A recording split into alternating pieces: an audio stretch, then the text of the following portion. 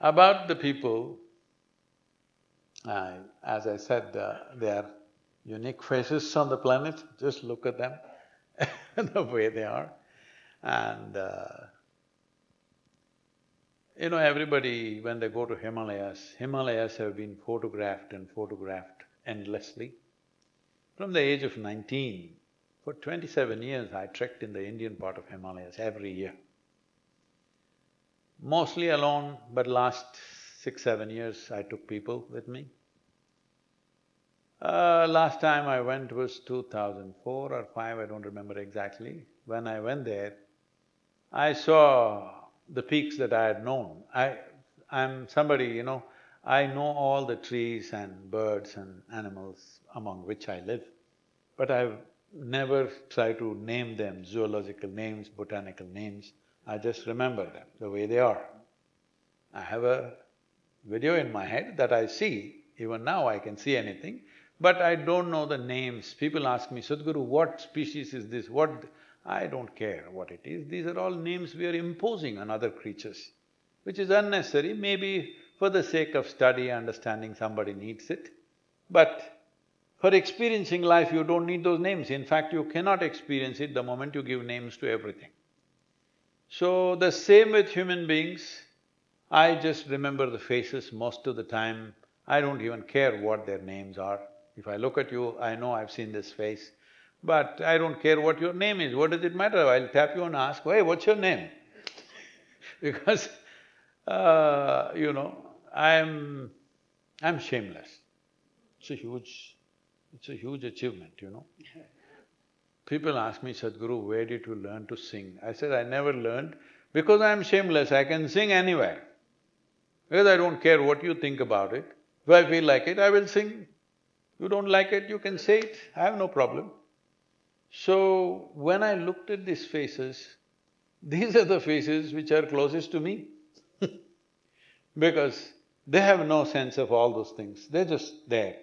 I'm not trying to idealize them, they have their own little problems in their own societies, tiny little problems which are major problems for them, Whether you think Delhi has lot of politics, a little village has more politics than New Delhi, There's so much there going on in their own tiny little lives.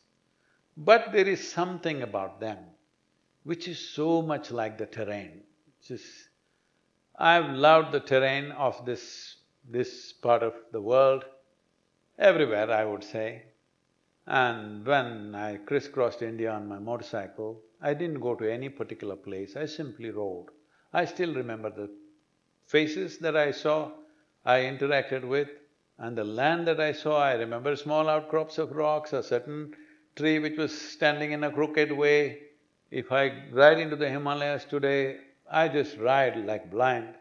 People say, how do you go like this? Because I know every bend, every curve, every mountain. I don't remember them as this and that. I just know like a video, it runs in my mind.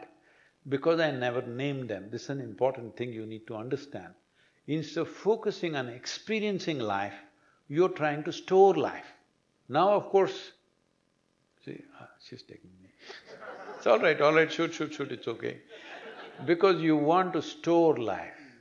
Store it and take it where, I'm asking. Even the things that you've stored, you can't take it anywhere. Where will you store it and take it? You can only experience it. Because how rich your life is not in terms of what you have. It is in terms of how profoundly you have experienced it. That's all there is in human life. There is nothing else you carry with you. Every moment of your life, the only thing you carry is how profound is your life in experience. How many things I know, how many things I possess, how much I possess in my pockets, that is not nothing, it is only valuable when there are people who have less than you, unfortunately. So there is no joy in that, that is a sickness that you enjoy other people's failures, they have done worse than you in life. See, you have $1 billion, I must tell you this. I was just about to launch Save Soil movement. It was not to be done in United States, but I was trying to rev up the social media and media before I come to London and ride to India. So in one of these events, morning I'm sitting and one young man running around like his tail is on fire. I look at him and say, "Hey, what are you up to?" He says, "Sadhguru, I want to make $1 billion, I want to make $1 billion. I said, "Only 1 billion? You come tomorrow, I'll give you." "Really, Sadhguru?" I said, "Yeah, you come tomorrow, I'll give you 1 billion. There were 8 of his friends sitting in this line, they were sitting quietly. I said, "See these 8 guys who come with you, I'm going to give all of them 10 billion each." "Why, Sadhguru, they get 10 billion, I get 1 billion? Hey, idiot, just now you said your life's ambition is only 1 billion. Now the moment they get 10 billion, you're already miserable. Neither you got it nor they got it." So I'm saying this kind of meaningless life is going on because what you possess is meaningful only if others don't have it. If everybody has 1 billion, you will feel poor, you will feel pedestrian. So this whole thing about enjoying other people's misfortune should stop. Must stop because this is not joy, this is sickness. If you leave this, then this life has so much to offer.